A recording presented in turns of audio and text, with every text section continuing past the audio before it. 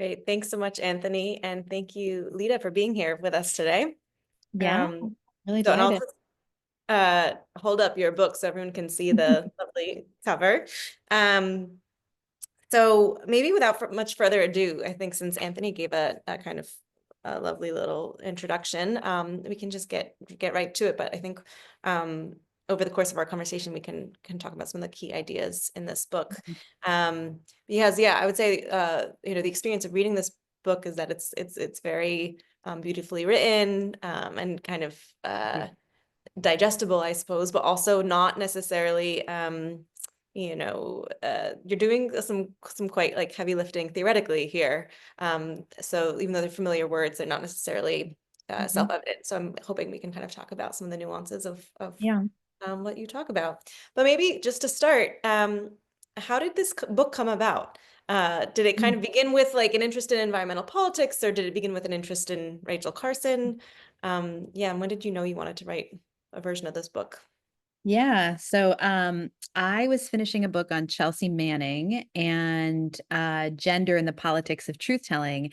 And I thought of Rachel Carson because I didn't know much about her at that time, but I knew that she had experienced these kind of gendered, insults and attacks after she wrote Silent Spring from the chemical industry, which really went after her. And so I just, started looking at her.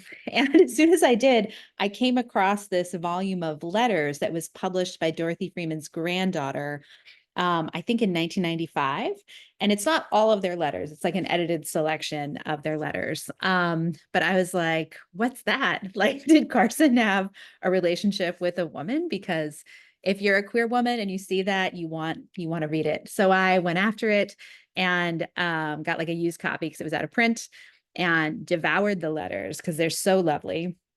And then I think it was after that that I reread Silent Spring. I don't think I'd read the whole thing before, but I'd read parts of it. And I reread it and I thought there was this story there of the relationship between their love, because they did, they loved each other. They understood it as a love relationship, their love, and Carson's turn to writing Silent Spring. So I initially wrote an essay about that, how I saw Silent Spring as a work really written not about like trying to withdraw from nature, like trying to get humans out of nature, but instead a book that was written on behalf of saving or saving this natural world that made Carson and Freeman's love possible. I'm sure we'll talk more about that. But I thought that it was a work, Silent Spring, written on behalf of love.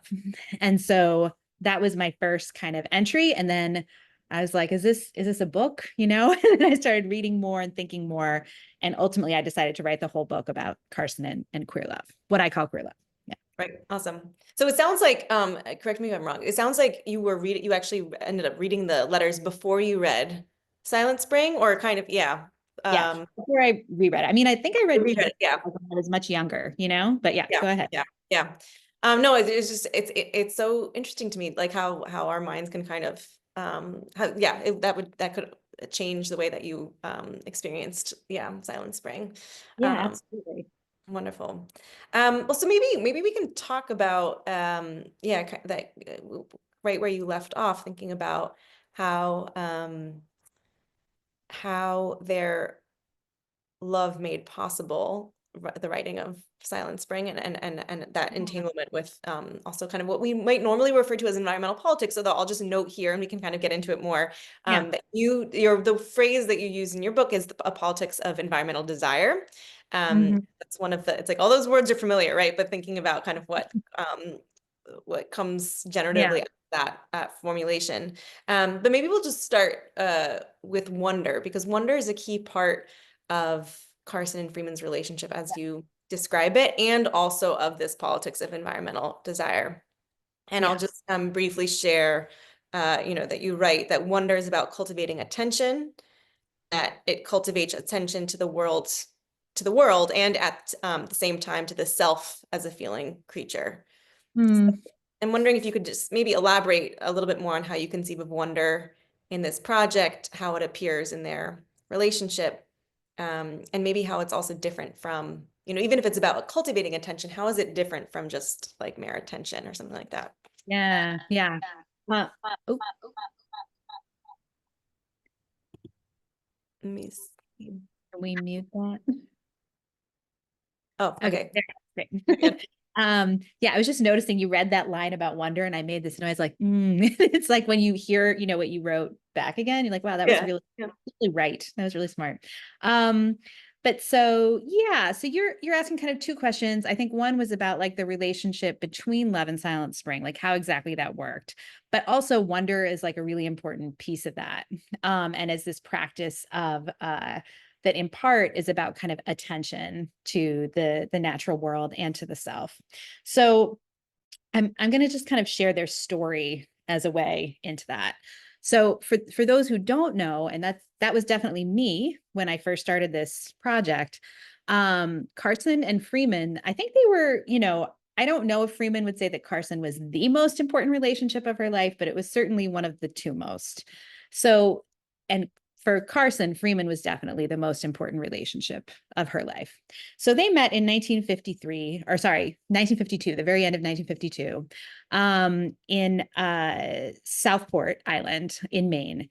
Carson had a bestseller, The Sea Around Us, and she finally had money. She had grown up kind of poor in Pennsylvania. And, she has her own history. Obviously, she got a master's in biology at Hopkins, turned away from doing the PhD to earn money for her family because she was really the breadwinner, and went into government work and worked for the Bureau of Fisheries, the Department of the Interior. So Carson is doing that. She ultimately starts doing kind of nature writing. She's doing it on the side first, and then she ends up in a story that I could talk more about if we care, writing The Sea Around Us, which becomes this big bestseller after World War II. And all of a sudden, she has a lot more money, and she's able to buy a piece of land on Southport Island in Maine, which is a place she'd loved. She'd loved that whole area of Maine, and finally was able to build a house there. This was really exciting. And she was there at the end of 1952. And it turned out to be down the road from Dorothy Freeman's cottage. And Freeman wrote to her because they were admirers of Carson. Dorothy is married to this guy, Stan. Dorothy and Stan Freeman asked Carson if she wants to hang out. And Carson's like, sure, let's do, they said this in a more 1950s way. Carson said, sure. They go tide pooling for like one day at the end of the season in 1952. And then there's apparently some kind of chemistry between them, between Carson and Freeman, because Carson goes back before she departs the next day for Maryland and leaves Freeman with a kiss. So she leaves, goes back to Maryland. Freeman goes back to her home in Massachusetts, and they begin writing to each other. And very soon, I'm going to say within a couple weeks, definitely within a month, they say they love each other. And so there are these intense letters going. And from the very beginning, their understanding of their love is as this thing that they cannot fully understand. They're like, what is this? This is crazy. This is a mystery of all unexplainable mysteries. They use phrases like that over and over again. And finally, what they alight on to describe this feeling that like there's this beauty that they can't fully get their brains around is the idea of wonder. And they use the phrase wonder to talk about their love. Carson says things like, I feel such a joyous surge of wonder every time, I think about you. So they use the term wonder to talk about that, but they also use the term wonder to talk about nature, about birds, about the ocean, about the wind. And what they mean when they say that is that they can't fully cognize it. They can't fully wrap their heads around it, around why it's so beautiful, about why it makes them feel as they do. And so the way that I read that and interpret it is that in the 50s, obviously, women loving women was not like a socially acceptable thing. We get McCarthyism, in the middle of their relationship, where they're cracking down on homosexuals as part of the Red Scare. And obviously, in general, in society and culture, it was not cool, right? It was shameful, seen as shameful and disgusting.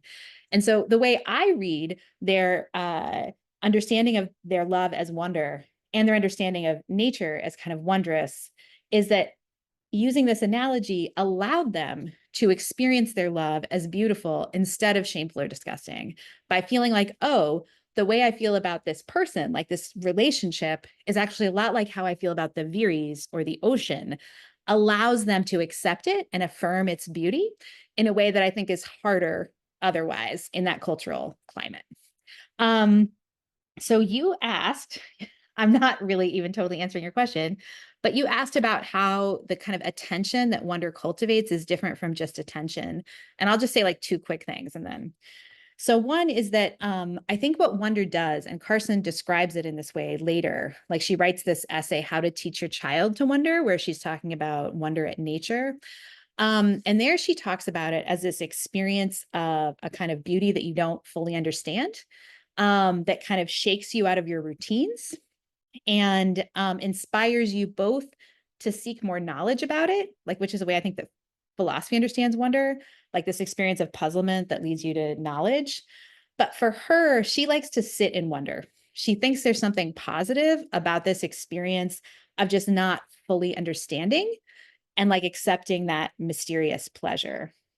So I think that like wonder bears some resemblance to the way she understands it, like bears some resemblance to something like the sublime in philosophy, where it's like, I'm overwhelmed by this thing I can't understand and there's a pleasure in it. But this isn't overwhelming. It's more like an experience of pleasure in that which your culture and your society um, don't fully tell you like what it is or how to understand it.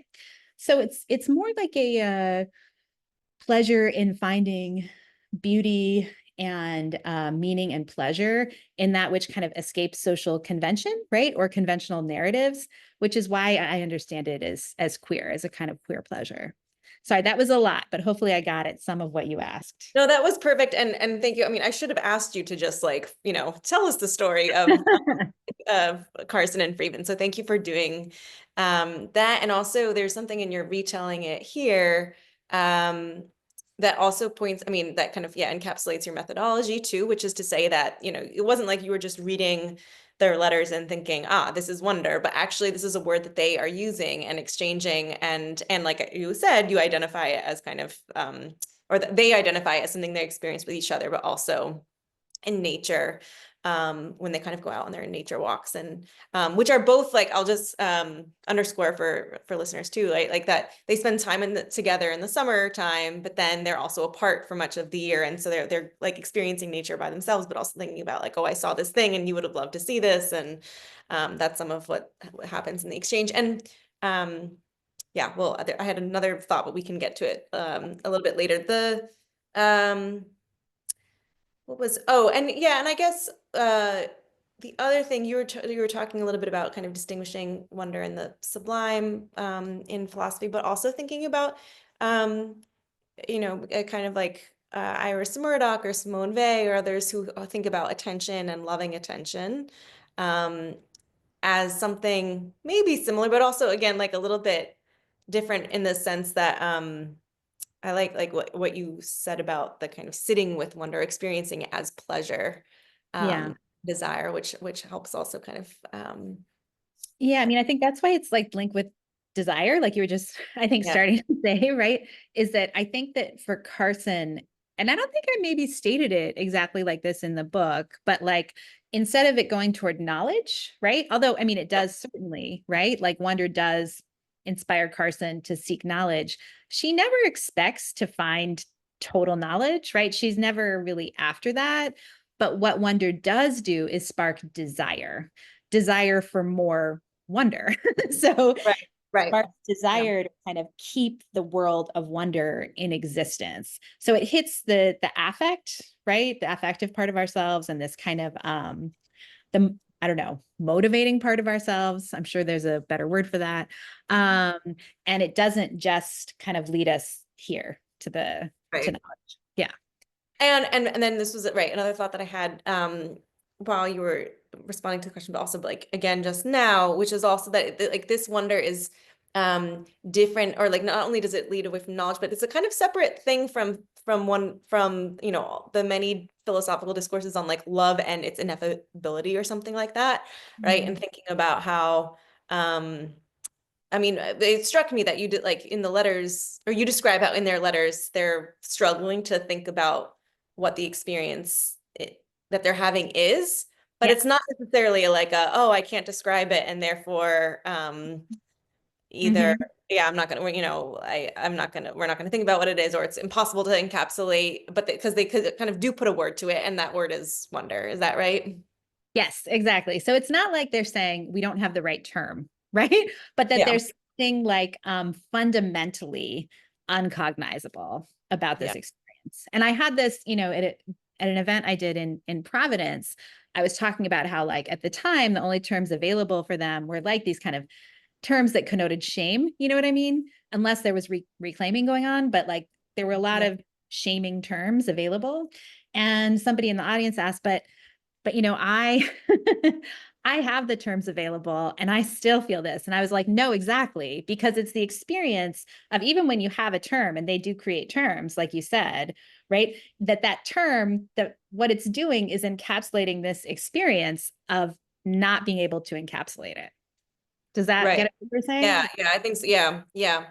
Um, so do you want to, maybe this is a good time for us to talk about like queer love and the distinction that you draw between a queer love that Carson and Freeman had and what you call straight love, or the ideology of Yeah. straight love. Yeah. Yeah. So I use these terms, queer love and straight love, and I don't mean by them like love between gay and lesbian and non-binary and trans people on the one hand, and then over here, love between heterosexual people. By straight love, I mean the kind of love that we're kind of force-fed by our culture, these narratives of social happiness and the good life that entail kind of consumptive dating and romance, and then engagement, usually involving like engagement parties. And I'm sure we've all been party to some of this stuff, engagement parties, and more spending, and then marriage, and the marriage is always a lot of spending, or in the social narratives, and then children and more spending, et cetera, et cetera. But as so many people have told us, like Lauren Berlant, Sarah Ahmed, Laurie Marceau, these narratives of happiness lead us into a life that never fully measures up, right? It's always like not quite good enough, right? And we were led to redirect the shame at ourselves, that it's our fault, right? That this happiness awaits us if we could just fulfill this narrative better. So that's straight love for me, is that kind of consumptive ideology of heteronormativity. Um, on the other hand, queer love is the experience of love as this pleasure, this experience of pleasurable love that doesn't fit within those social narratives. And so I think that that kind of queer feeling is really available to all of us, and that queer people, I think, can offer it as a gift. I think that Carson and Freeman offer it as a gift, or are able to give it, to us in this way, as kind of a pedagogy for how we could affirm those kinds of feelings in our own lives. And for me, what I find kind of in this book, or what I talk about, is how this experience of affirming these feelings, which for them are so connected to non-human nature, is what ultimately leads them, I mean, especially Carson, into politics. She was Mm, not in politics before. She was, I think, understood herself as a largely non or apolitical writer. She wrote about the sea, about the beauty of the sea. And it was really only after meeting Freeman that she discovered both the urgency and the courage to move toward a more political book. And so I see queer love as a kind of feeling and a pleasure in intimate life that both helps you understand yourself more clearly and society more clearly. And that in feeling it, like in feeling like you're more in touch with the truth of yourself and of society, starts to give you more courage to move into the world politically, to make demands for what you actually want. And now I feel like I'm collapsing a lot of things from the book, but fine. I think maybe we can like circle back here and talk. You mentioned earlier the the kind of question of or I guess in thinking about their meeting each other and their kind of initial exchange, like the way that they end up breaking out of certain habits, or like kind of normal ways of being. I should just use the phrase that you use because it's really beautifully articulated. So you say that their love consists in practices which draw them out of established patterns and routines. And so I'm wondering if maybe you could talk a little bit more about what kinds of practices, either from their relationship or also because you bring a little bit of your own personal experience researching this book, as well, maybe experiences from that research that you think best challenge the ways that we've been habituated. So and this is just to add one more kind of underscore here, like you said, if queer love is available to us all. So I'm thinking about what are the kinds of practices that can disrupt our habituation or break us out of our established patterns of Yeah. thinking, desiring, and being in the world. Yeah. So with Carson and Freeman, I think it hit them like a shock. You know what I mean? I think they met each other and experienced these feelings and were lucky enough, because I think part of this is contingent. They were lucky enough to find someone who was willing to affirm it with them. You know what I mean? Someone who didn't turn away from it or shame the other person for it, but who jumped right in like deep with the other. Um, and so Oh yeah. Um, so I think that for them, what happened after that, I think they felt compelled to kind of start to live differently. And at first, I think what that meant was like they started spending a lot of their time writing letters, right? They started like moving, shifting relationships around and started writing letters. But then, as it progressed over the next couple of years, they started to live in other ways. Like they spent a lot of their time talking about how to at first to try to conserve this plot of land that they called the Lost Woods, which was in between the area in between their two cottages on Southport Island. So the way I read it is that their love with each other, these feelings that they experienced in conjunction with non-human nature, right?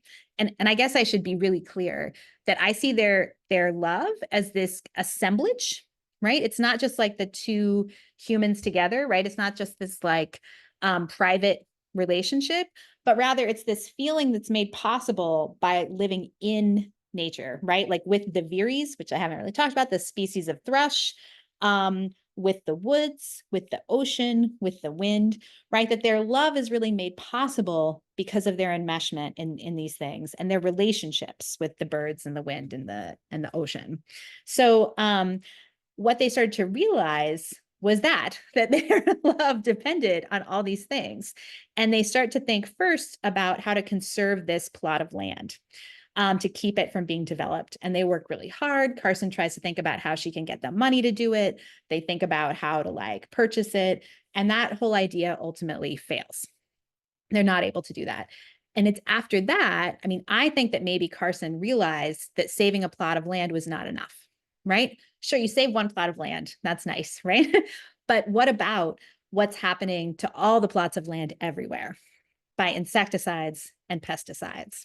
And so I think what happens after that is that she starts to see, get these reports from her scientist friends of what is happening to birds, to wildlife, and to people. And she starts to work on this book that's about protecting land and natural spaces everywhere. And so I think that she's shaken out of her normal routine about being this kind of non-political nature writer who's not involved in any controversies, right? Carson was like this kind of revered figure, right? By everybody, just beloved. And she's suddenly able to take this risk, right? And to move all her capital into writing this book as she's dying of breast cancer, right? To try to write this book to spur a politics that would work to regulate the chemical industry. So I think that's kind of like a big habit and routine, right? That she's kind of shaken out of. That's the product of how lots of smaller things shifted in her life. For the rest of us, I mean, just to speak for myself, like I'll speak on a very micro level, but I'm yeah, I'll speak on a micro level, that for me, I always understood myself as like, interested in environmental politics, working against climate change. And working on Carson and on this book has made me much more attuned to my own life and to not only like micro things, like I've stopped using plastic bags completely, right? Just like out. Like lots of micro things like that I used to be like, that doesn't really matter if we're not doing big structural change. And that might be true in some sense, but also like we're all building all the time in our private lives, right? The world that we want. And we're showing like to our children and to other people who come through, our lives, like our friends, our family, like we're all offering an example. And so I've started to live in lots of micro ways differently. Um, and I've definitely, this is a bigger way, started to assess the purpose of my life differently, right? Like you have these narratives, whether you're queer or straight or whatever, that guide your life. And at some point, I think an opportunity comes along to be shaken out of them. I think it comes along for all of us. And I think it probably comes along many, many times, and I think that I have been more willing to take those opportunities to be shaken out of my habits. And so both in my intimate life, in my public life, right, in my work life. And so I think that the more we're willing to take these opportunities to sit with discomfort, like, I feel like this is good, but people around me are saying maybe it's not good, but I feel like it's good, right? Like sitting with it for a little bit and trying to figure out yourself, like what's right or wrong. What's the right thing to do? How do we want to live? And for me, I've kind of realized that like the narratives we've been given are not, I think I kind of knew that in some way when I was younger, but I think I've been shaken out of that a little bit. And yeah, I mean, I don't know how much my own life really helps with this, but I do think there are lots of opportunities to allow ourselves to be shaken out of the way we are told we're supposed to live or how we're supposed to get pleasure. And I think that's actually really crucial to an environmental politics because, and let me move toward that maybe just a little bit, because I think that our dominant environmental politics leads with fear. It leads with fear about like, climate change is going to come along and destroy everything we have. And I think that Carson and Freeman push us to ask, like, is what we have so great, right? Is what we have like what we should be trying to, should we trying to hold on to it vis-a-vis climate change? Or should we be trying to demand what we truly want, what might truly give us pleasure? And Carson and Freeman, I think, suggest, Carson especially, that tuning into what we want, right? What actually gives us pleasure and meaning might lead us to demand actually less consumption, more regulation, right? Um, Greater protection of natural spaces, higher density housing. I mean, you could go on, right? So I think that when we start thinking about like what truly gives us pleasure and meaning and allow ourselves to tune into that, that's actually crucial for environmental politics. So part of the book is about the significance of these intimate experiences to political life. Okay. Awesome, thanks. No, I was hoping we'd get to the kind of fear point at some point because I think that's crucial that like, we're surrounded and also in some ways thinking about this aesthetically, even though their wonder to come back to that term is not only a kind of aesthetic thing, like you also were distinguishing between the sublime, which is like a, an aesthetic term, right?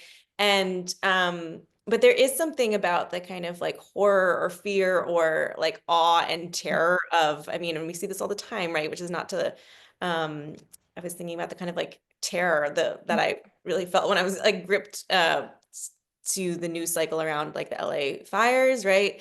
Um, so I'm curious about, yeah, I guess that kind of Yeah. relationship, but so that's like it's there, but I think it's so important that you're saying that that's not the only thing that needs to be part of an environmental politics. Yeah. Um, so and maybe we can get to like maybe yeah, we could talk a little bit about um loving use, because this is like as a way of maybe thinking about the narratives we're told, but also the kind of consumptive habits, some of which you alluded to. Mhm. Um, and which you also bring up, like, you kind of bring up as a caveat, or as just an acknowledgement in the book about the fact that the Freemans and Carson had their land and were kind of doing, that like conservation or just buying up land is not necessarily that's Yeah. like one way of doing environmental politics, but it's not the only way, maybe not even the most uh kind of like, I don't know, loving way of the world or something like that. But you describe loving use as something that can include instrumentalization without using up a person or a thing. And so maybe you can um, could you just like characterize a little bit the loving use between Carson and Freeman, and then how that connects to Yeah. a kind of Yeah. non-consumptive desire? Yeah. Yeah, I think that often environmental thinking and politics gets into this like we shouldn't instrumentalize nature, right? We just need to love it for its own sake. I'm forgetting now the name of the school of thought. Is it deep ecology? Anyway, that does that. But I suggest that Carson and Freeman offer an alternative to that. That their relationship with each other, they definitely use each other. They instrumentalize each other. Carson says it directly, that she uses Freeman as her best reader, right, of her work. And in lots of other ways too, and vice versa. They use each other to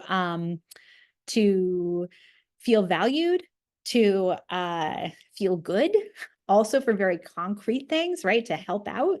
And I think that in all loving relationships, we usually do this. And so what I say is that the idea of kind of like a selfless love, right? Like a love that has no instrumentalization actually ends up being a way where we ask women and often people of color to do all the labor, right? Like love is selfless, so you should be working, right? Laboring. Um, and I say, that instead of thinking about it that way, we could think about loveless use versus loving use.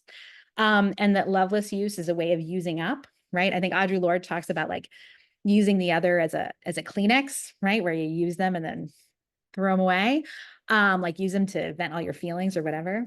And I think that with Carson and Freeman, it's a loving use where, through using each other, both of your own value increases, right? You understand yourselves more clearly, you become, you feel better, you feel more loved and valuable and affirmed.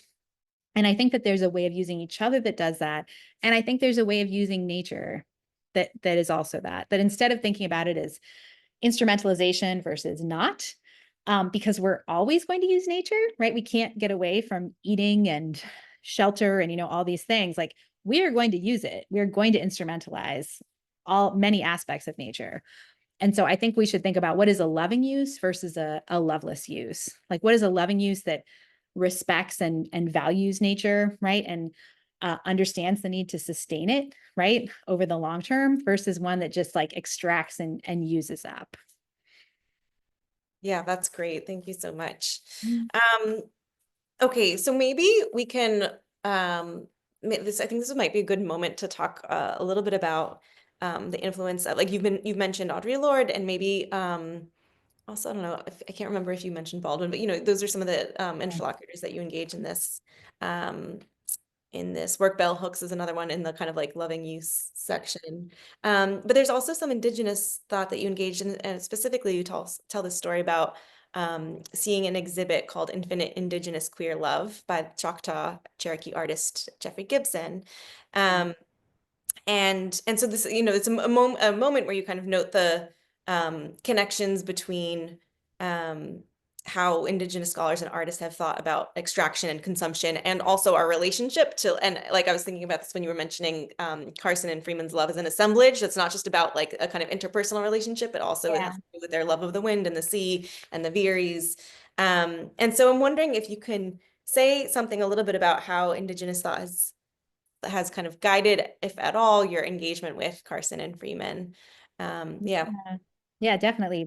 It was such an amazing exhibit, this Jeffrey Gibson exhibit. And since then I've sought out his art, which has been around in Boston. But yeah, so I think that like part of my engagement with it with people like Jody Bird and Leanne Simpson and Kyle White and Kim Tallbear is maybe another one you mentioned. Kim Tallbear. Thank you. I would be really remiss if I didn't mention Kim Tallbear, Nick Estes. Part of it is that like, when I'm writing about loving use, I'm like, it's not like this hasn't been said. You know what I mean? It's not like Indigenous people have not, already told us this, somebody like Robin Wall Kimmerer.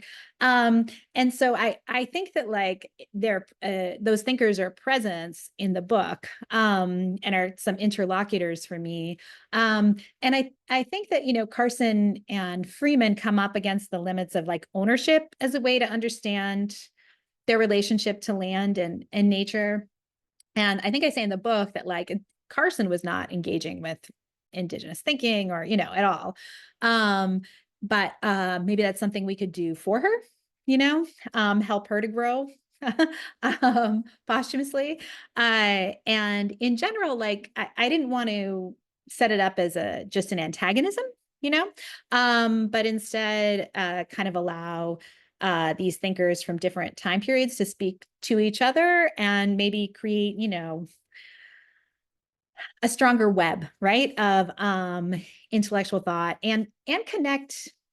I think it's important to tell new stories about people like Carson, who are held up as like this, she writes Silent Spring, causes huge public outcry, and then we get it's at least one spark for modern environmentalism. There are others too. And then we get the EPA, right? And I think it's important, my story is about setting up a different lineage and showing how important queer love is and this kind of like horizontal relationship between humans with each other and nature and kind of this assemblage that push this forward. And as opposed to like, oh, this lone thinker, was sitting in her room and then produced this thing that changed the world. But I also think it's important in terms of saying like, look, this is somebody whose life and work actually should be also supporting and being kind of like in alignment with Indigenous thinkers who are arguing for something similar, not the same thing, but something similar. That's awesome. Thank you. Okay, so last question, maybe before we open it up to Q&A, it's just about letters and about the kind of genre of like reading letters. So at the beginning, you mentioned that you had found the kind of out of print book of the compilation of their letters, but in your published book, you talk about how you had you were given access to other letters of theirs, I think, or yeah. So maybe talking about that process, and I'm curious. The thought I had earlier as well, which I kind of had flagged, was that one of the kind of interesting or difficult methodological things with letters is that, as you know in the book, like there aren't letters necessarily, or as many letters when they're from the summertime when they're actually like together in Maine, right? And maybe there are other like archival documentation, archival notes and things that you can tell us about, so that you, as you piece together that chronology. But like, letters are often what we have when people are apart. And so I'm kind of curious about that aspect, but also just the political theorists and political philosophers don't necessarily often read letters. And so I was excited about reading your work because it was kind of based on that. And I should say, obviously it's intertextual, right? You're also reading Silent Spring as well. But if you could just share a little bit about what that was like to research and kind of what affordances letters gave you. Yeah. I, as somebody who had read lots of texts from, a long time ago, and done a lot of work with those in the past, reading letters is really fun. And yeah, so I read this edited collection, but then I went and read more of the letters in the archives at Bates College, where they all are. I'm not the only one who can look at them. You can too. And they're really interesting to work with. So not only do you have like what is written in them, which you can look in the at in the edited volume, but also the ephemera, right? Like there are all these cards and things written around the cards that you just don't see when you are looking at the edited volume.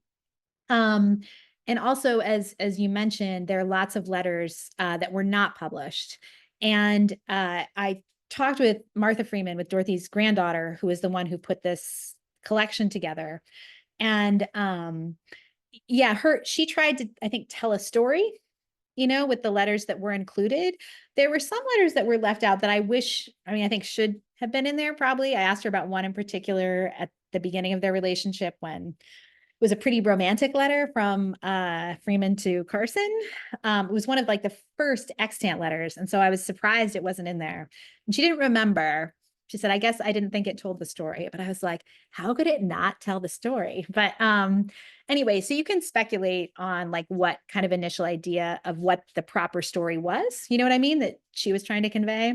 But I think she did it with all perfect, great intentions, and gave us really something wonderful. Um, but I was going to say that, yeah, there are gaps because we do not have the first year of Freeman's letters. Carson destroyed those at some point, burned them. And then they burned other letters along the way that they told each other, like, put them in the strong box. They didn't always follow that because we have some of those letters that they say, put them in the strong box, which meant to burn them. But we end up with inevitably like an incomplete collection of letters.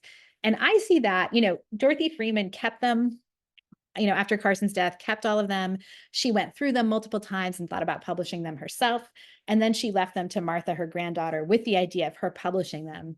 So I think of them as kind of the record that she wanted to give us. You know what I mean? In the end, the account of their relationship that she was able to offer at the end of her life. And it's not complete, but I talk about it in the book as a kind of queer indexing. I don't want to go on too much because I know there's Q&A coming up, but like that she also thought about giving herself, like writing a book on Carson, and made all these notes with all these different terms, and ultimately did not write the book. So I think that there's this, practice of like trying to tell a story, but you never can fully tell it because it's uncognizable, like wonder. And so she left us kind of like a queer index, and I'm telling my own story, which is its own queer index, and so on and so forth.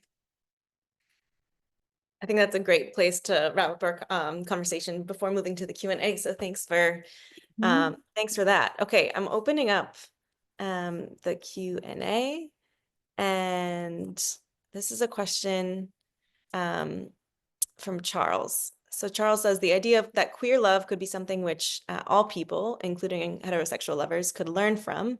Sounds similar to some things Camille Paglia, if I'm saying that name right, has said about how heterosexual couples could learn about sexuality from gay men. Yet her position seems more centered on anger and masculinity than wonder. Are you familiar with that work? Can you speak to any similarities or differences there?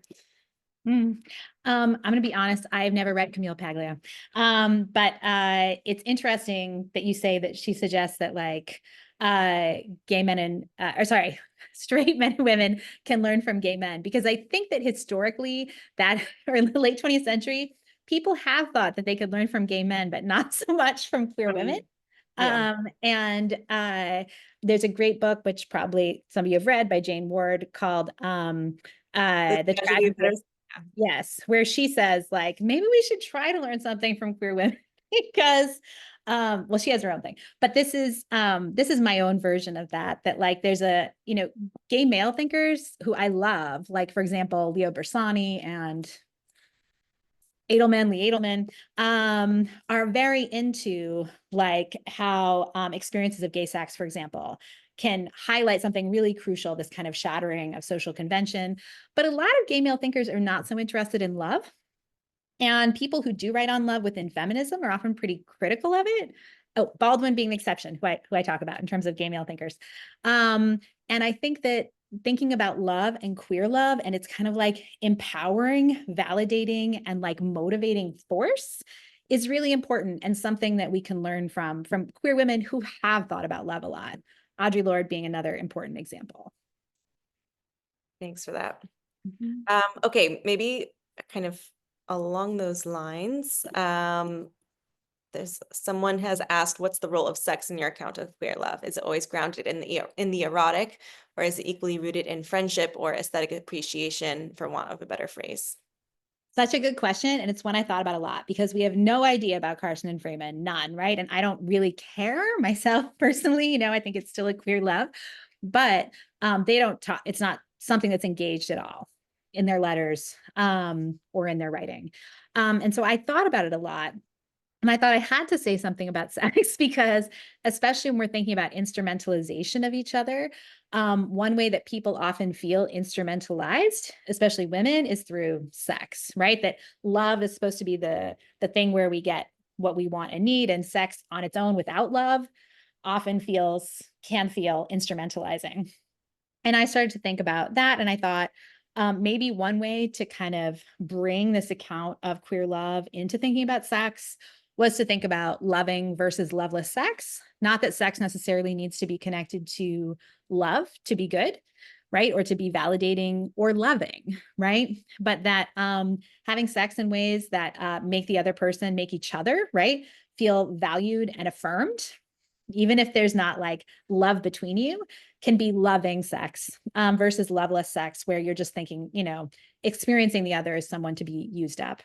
And I think about Baldwin with that as well, because he thinks about how sex in a loveless America is often ends up being this place where you get kind of used as your identity, right? As like a woman or a Black man or a gay man, right?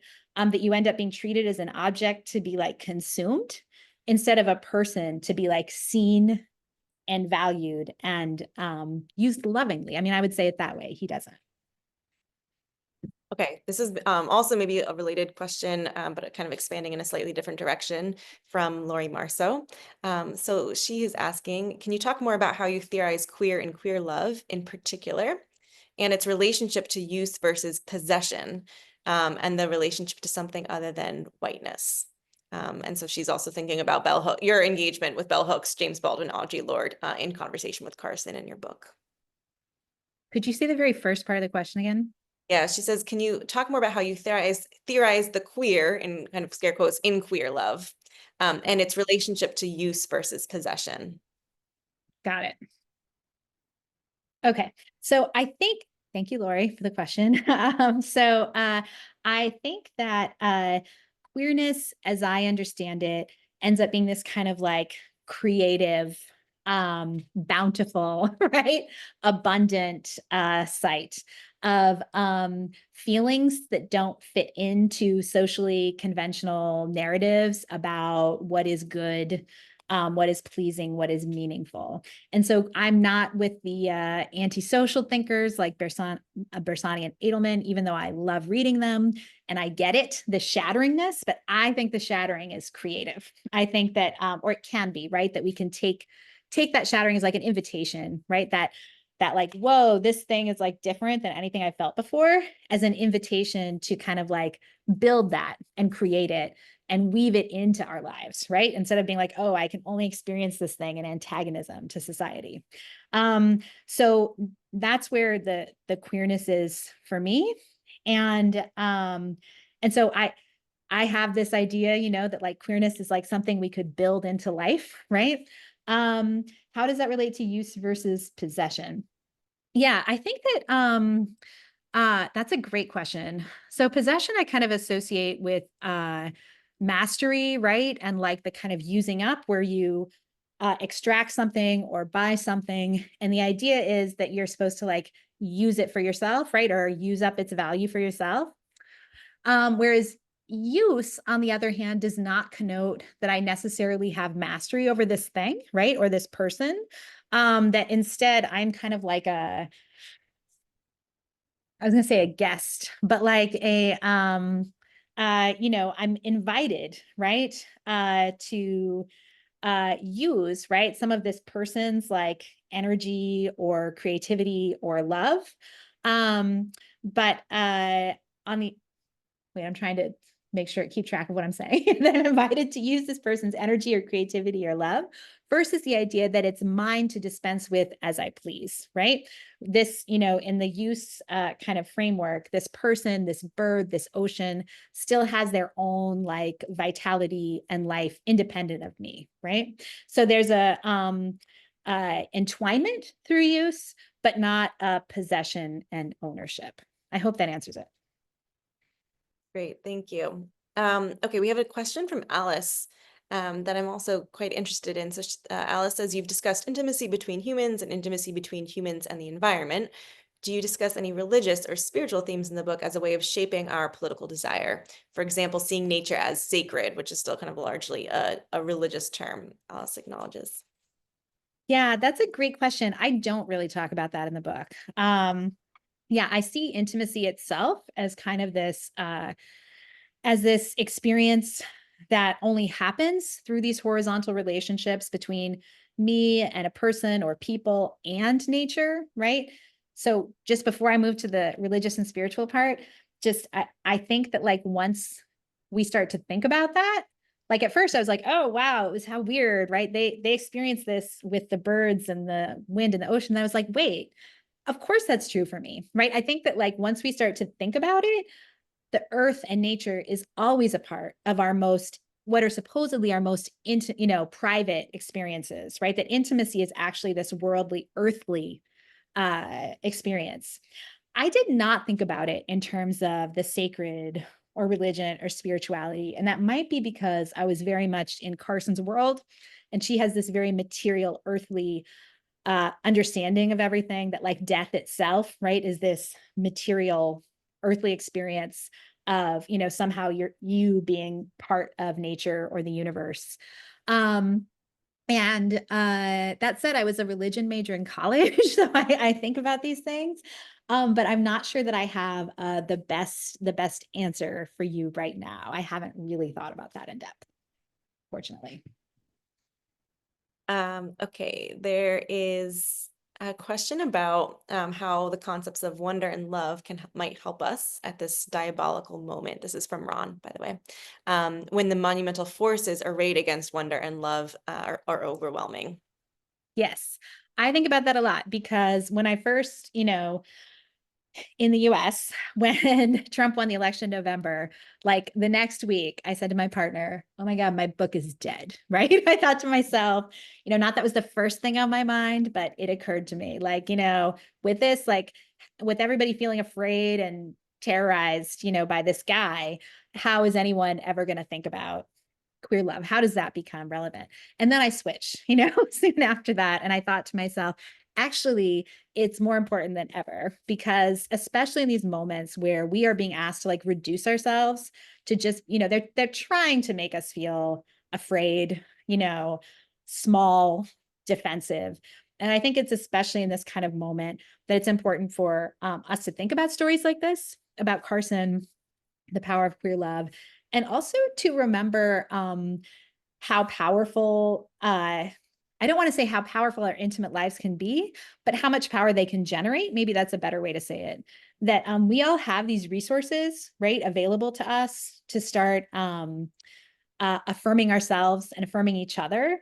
And I think Carson and Freeman are a great example of what kind of power can grow out of that, of allowing ourselves to experience our queer feelings and to affirm them in each other, right? That no, we need not feel just as he is asking, as these, I shouldn't say he, they, the two, the way that they are asking us to feel, nor need we feel as like the political elites on the other side are asking us to feel. We can produce our own demands and our own politics and our own actions. Thank you for that. Do you have time for two more questions? Do you think? Can we go I maybe? think so. I have probably till 3:10 my time. Okay, I think but well before then. So there's one question from the Q&A that I wanted to get a chance to ask. This is from Casey, who asks, could we interpret the concept of queer love towards the environment as a kind of trans-species experience? Is it a particular affinity and identification with other than human organisms that enables a stronger drive to pay attention to human intervention in nature? I'd have to think about the specific language. Thank you, Casey, for the question. I think that I guess I don't see why not. It is this experience of, and I think it is essentially, I don't say this in the book, but I can't imagine queer love happening without some participation of non-human nature. I don't think it can happen in what Carson calls the sterile world. Like when you're kind of, I don't know if you ever could be completely enclosed, right? By human artifice or the desire to escape, right? The inconveniencies of the natural world. I think that it depends essentially on allowing ourselves to be in the messiness of nature and the earth. Um, so yeah, I think that it is essentially trans species. And I think that the question was about like attentiveness, that it pushes us to, yeah, exactly. I mean, that is my argument, right? That it pushes us to be attentive to that which enables this amazing joy and meaning and love, right? Which is the earth, the natural world. And there was a little bit of a question about also the attentiveness of human intervention in nature, like the ways Oh, in which, thank you. yeah, yeah. I mean, that is certainly what happens with Carson and Freeman, right? Which is that as Carson kind of realizes more and more what her love is and how it is created, right? She realizes more and more that it is being destroyed by the chemical industry. And she starts to frame for us regulation and a big regulatory state as an object of desire and pleasure and wonder, which is kind of amazing. And we should be doing that more. So I'll say that. Yeah. Okay, thanks so much for that, Lida. I'm wondering maybe if you'd be willing, and no worries if not, but there were some like little hints I feel like throughout our conversation, and also I feel like I had a better appreciation over the course of our conversation for how you moved from like Chelsea Manning and truth telling to this project. So I'm wondering if there's a kind of any idea of where you might go next with your research or what you're thinking about moving forward. There is. It it kind of does come out of this project, but obliquely.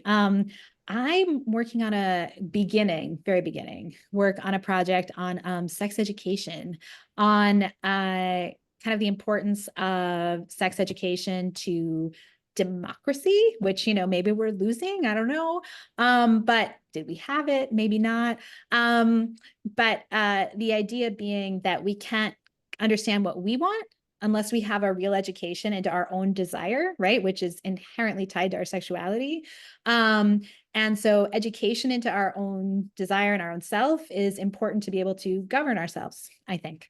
So I'm thinking more kind of concretely than I've thought before about like what such a sex education would look like. And it comes out of this project in the sense that I'm interested in how intimacy relates to politics and how understanding our intimate desires relates to politics, but it also comes out of my classes, my feminist theory classes, where my students are always like, we need better sex ed. It needs to be more like this, less like what we got. And so it's kind of for my students, because I kept saying to them, you should write that. And they were like, no. I was like, okay, I guess I'll write it. So that's what I'm thinking about next with a couple of smaller things along the way.